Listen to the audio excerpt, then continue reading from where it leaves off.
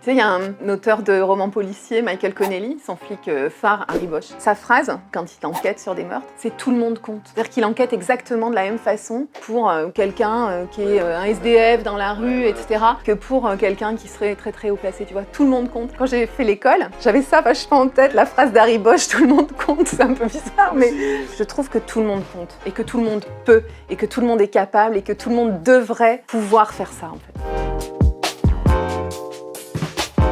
Bonjour, je suis Armelle Girand d'Adage Coaching et je viens de parler de coaching sur le Média en vrai.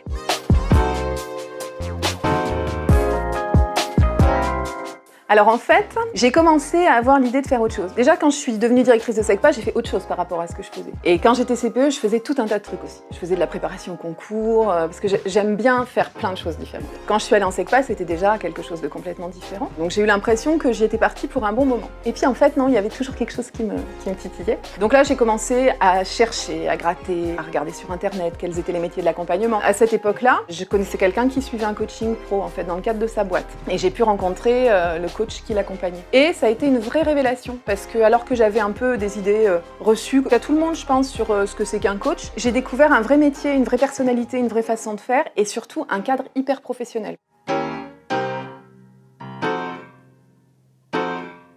Moi, je suis pas thérapeute, c'est ni de la thérapie, ni de la formation. C'est vraiment un accompagnement auprès d'une personne qui est dans une démarche de progression ou de changement, qui doit aussi se faire un changement dans sa vie, qu'il ou elle a du mal à vivre en fait. C'est un accompagnement, oui, dans une démarche de progression.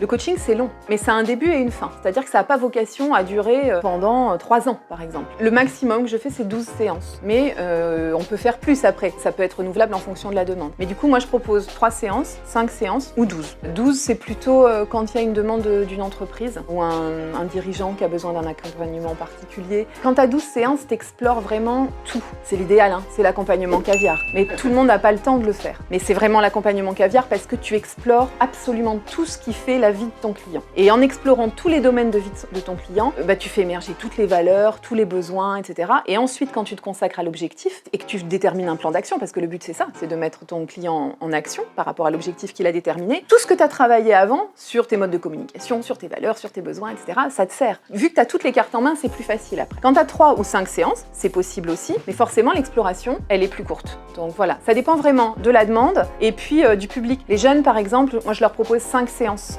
renouvelables ou pas en fonction de leur demande. Et au départ, un jeune de 17 ans, si tu lui dis que tu vas le voir 10 semaines de suite, il n'est pas toujours hyper satisfait, tu vois. Il aime bien quand même que ce soit vite réglé l'affaire. Donc moi, je m'adapte à ça. Vraiment aux besoins de la personne et je fais un accompagnement qui est vraiment sur mesure.